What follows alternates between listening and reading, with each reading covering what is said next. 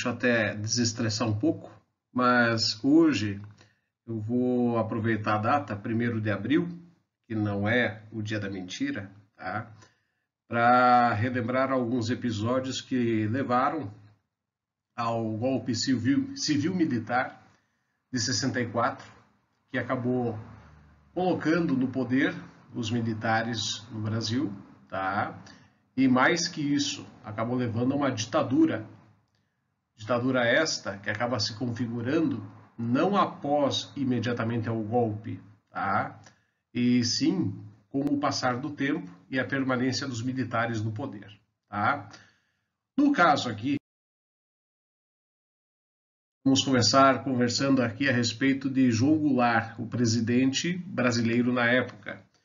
Ele acaba entrando numa situação conturbada em virtude da renúncia do presidente eleito em 1960, Jânio Quadros, tá? Que fez uma presidência desastrosa, acabou perdendo o controle sobre suas próprias convicções, representante que era da direita brasileira na época, e com isto, em 25 de agosto de 61, ele acaba renunciando ao cargo, dizendo que havia pressões a seu redor que acabavam não o deixando governar, tá? O que acontece? Na ausência do presidente, assume o vice. No entanto, João Goulart estava em viagem diplomática à China, a China de Mao Tse-tung, que desde 49 exibia já amostras de um regime comunista bastante fechado. O detalhe dessa viagem é que isto configurava uma política de alinhamento não do Brasil às esquerdas internacionais ou ao Partido Comunista Internacional vinculado à União Soviética. Muito pelo contrário. E sim estava dentro de uma proposta do próprio governo Jânio Quadros de fazer uma política externa independente. Com isto, aproximando-se também dos países comunistas, como era o caso da União Soviética e da China, tá? O resultado dessa viagem, no entanto, acabou levando a que militares que desde 54 já namoravam com uma possibilidade de golpe, tanto das Forças Armadas, do Exército, da Aeronáutica ou da Marinha, liderados pelo então Golbery do Couto e Silva, tá? Acabaram vendo nesse vazio de poder, com a ausência do vice-presidente no Brasil, ele não estava aqui, estava em território chinês, a possibilidade de se articular o golpe. Então, logicamente, Ranieri Mazzilli, presidente da Câmara dos Deputados na época, articulado com essas forças armadas e favorável à não entrada de João Goulart, o Jango, na presidência, começaram a alinhar esse processo. Não fosse a presença de Leonel Brizola, então governador do Rio Grande do Sul, que juntamente com o Marechal Lott, que o exército não era coeso no golpe, né? O Marechal Lott, por exemplo, não era favorável a isto. Então, articulado com o Marechal Lott, Leonel Brizola consegue manter a Constituição e consegue, em negociação com os militares, tá, trazer João Goulart de volta para o Brasil. Em 7 de setembro de 61, ele desembarca em Brasília e, com isso, assume a presidência, com um discurso moderado. Temiam que João Goulart promovesse uma esquerdização do Brasil, em virtude do seu passado sindicalista, ter sido ministro do Trabalho do governo Getúlio Vargas em 54 e por aí vai, tá? Ele era basicamente um herdeiro político de Getúlio, tá? Um getulista, pertencente inclusive ao PTB. E com isso, João Goulart assume a presidência numa situação única na nossa história republicana, que é o modelo parlamentarista. Com isso é colocado um político moderado, Tancredo Neves, como sendo o primeiro-ministro, tá? Mas o parlamentarismo se revelou uma fraude, né? Os militares, por baixo dos panos, eles configuravam uma espécie de eminência parda, eram eles quem mandavam. Com isso, Tancredo, inclusive, acaba deixando o posto de primeiro-ministro, o cargo mais alto do governo republicano, para concorrer ao governo de Minas Gerais, coisa que não faz o menor sentido. e futuramente até desistiria disto para se eleger deputado federal. Então veja, não faz o menor sentido, né? O cara deixa o maior cargo em termos de poder na República para assumir o cargo de um deputado, né? Não tem uma configuração lógica.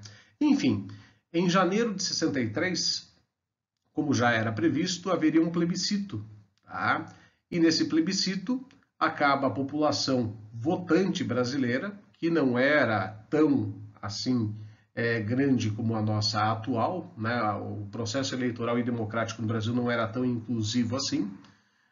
A população que vota coloca que é melhor manter a República no sistema presidencialista do que parlamentarista. Com isso, João Goulart assume com plenos poderes a partir de janeiro de 63. Em meio a uma turbulenta Guerra Fria, em meio a uma turbulenta divisão partidária, política no Brasil entre direita e esquerda, ambas inflamadas, tá? E com isto ele acaba, logicamente, como bom diplomata que era, nesse sentido João Goulart era impecável, ele acaba promovendo aí algumas situações. Gostaria de mostrar para vocês um exemplo disto. Está nessa foto, numa viagem que ele faz a Washington para visitar o presidente Kennedy dos Estados Unidos, tá? Ele não vai visitar o Khrushchev da União Soviética, ele vai visitar o Kennedy nos Estados Unidos. E lá, no entanto, Kennedy o pressiona. Pressiona-o para quê? Para que ele mantivesse a boa relação Estados Unidos-Brasil, que desde a Segunda Guerra Mundial havia, tá? E não recorresse a outros tipos de postura que levassem aí a uma certa desconfiança por parte do governo norte-americano. Tá? Por baixo dos panos, o presidente Kennedy, junto com o embaixador norte-americano no Brasil, Lincoln Gordon, acabavam articulando, né, as forças armadas para a possibilidade iminente de um golpe, coisa que não foi levada a cabo pelo presidente John Fitzgerald Kennedy, porque ele morreu durante o mandato. Tá? Ele acaba sendo assassinado em 22 de novembro de 63. Enquanto isto aqui no Brasil, né, João Goulart lançaria o projeto das reformas de base. Eu trago o texto aqui para vocês. São basicamente alguns itens extremamente relevantes que mudariam a configuração político-econômica do Brasil.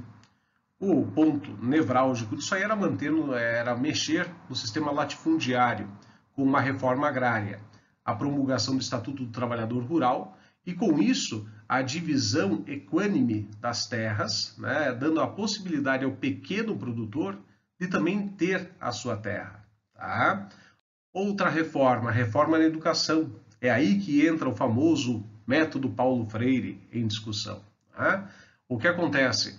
O Brasil era um país basicamente de analfabetos.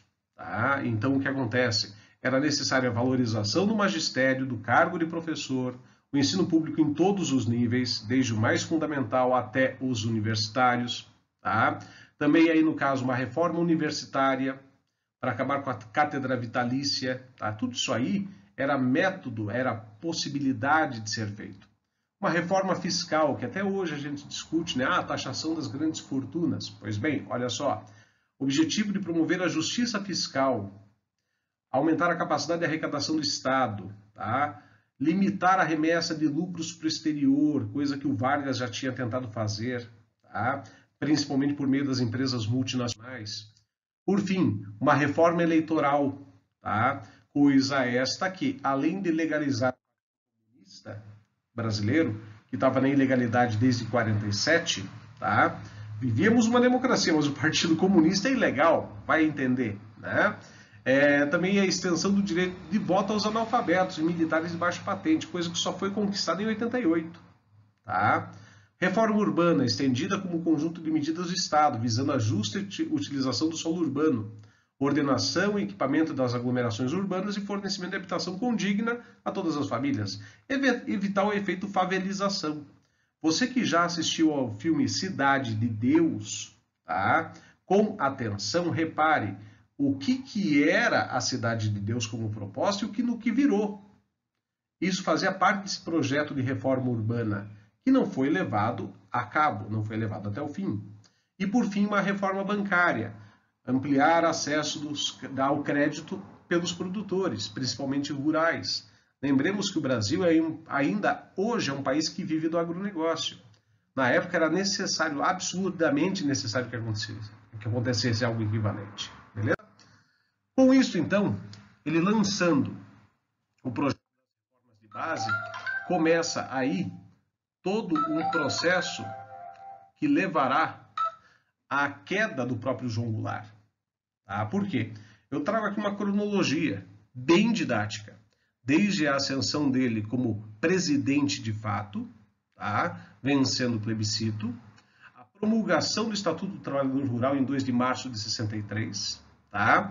Um projeto de reforma agrária apresentado pelo senador Milton Campos da UDN, o UDN era o partido de direita, e não passou pela Câmara dos Deputados. Tá? Em 4 de agosto, a Câmara rejeita o Estatuto da Terra. Tá? E repare bem nessa data, porque futuramente isso aí vai mudar. Tá?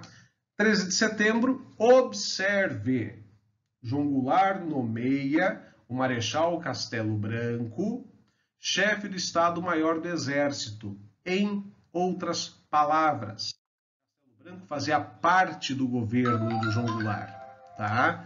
E como fazia parte do governo do João Goulart, repare, ele está dentro da máquina governamental. Ele não é um cara que surgiu do limbo, não é um cara que surgiu do nada. Tá? João Goulart passa 40 dias em estado de sítio, tá? Solicita 40 dias em estado de sítio, mas o Congresso não aprova, em virtude da possibilidade de golpes que o Brasil estava, naquele momento, já se encaminhando para ter. A 6 de outubro, o 4º Exército ocupa Recife para conter uma manifestação de 30 mil camponeses. Aí o presidente já perdeu o rumo da coisa. Tá? Então o golpe ele não acontece da noite para o dia, ele vem sendo articulado com o tempo. Tá? No último dia do ano de 63, João Goulart adverte ao anunciar plano de reforma em 64, as necessidades da nação, sejam as reformas de base, serão atendidas a qualquer preço. Esse discurso dele, em 63, foi de alta infelicidade para quem não tinha o apoio irrestrito do Congresso e principalmente das Forças Armadas. Tá?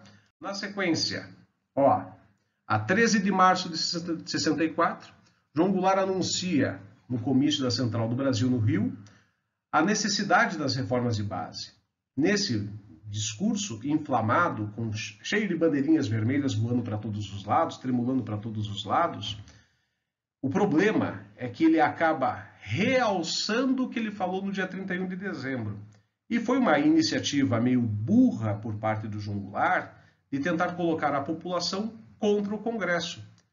É aí que entram os civis no golpe, porque até então, com as Forças Armadas sozinhas, elas não conseguiriam, mas com o apoio do Congresso, sim. Tá? A 19 de março, 500 mil pessoas, o que, em termos numéricos, é muito pequeno em termos da população brasileira, fazem manifestação contra o João Goulart no centro de São Paulo, na Marcha da Família com Deus pela Liberdade.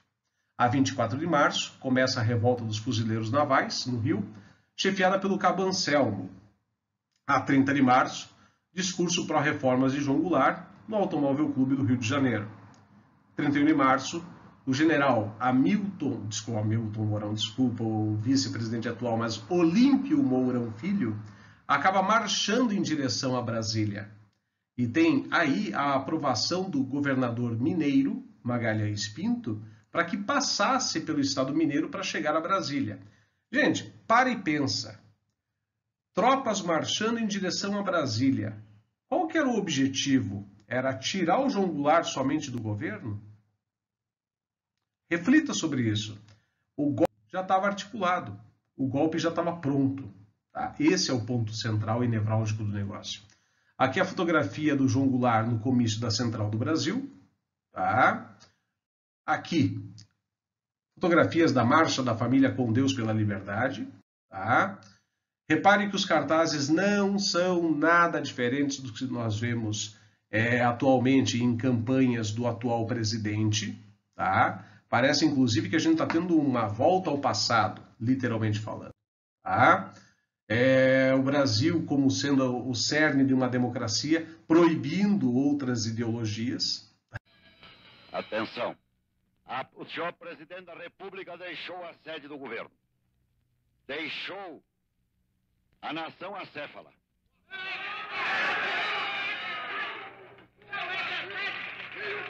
Numa hora gravíssima da vida brasileira, em que é mister que o chefe de Estado permaneça à frente do seu governo, abandonou o governo. E esta comunicação faço ao Congresso Nacional. Esta cefalia configura a necessidade do Congresso Nacional como poder civil imediatamente tomar a atitude que lhe cabe nos termos da Constituição brasileira, para o fim de restaurar nesta pátria conturbada a autoridade do governo e a existência de governo. Não podemos permitir que o Brasil fique sem governo abandonado.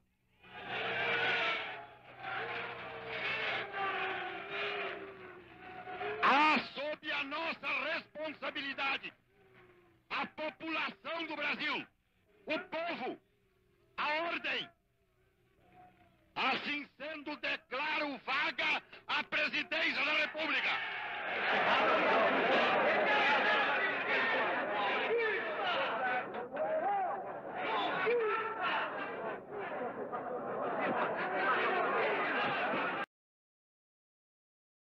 Vocês ouviram aí o pronunciamento de Ranieri Mazzilli, pronunciando que a presidência da República estava declarada vaga, que João Goulart abandonou a presidência. Óbvio, tropas marchando em direção a Brasília.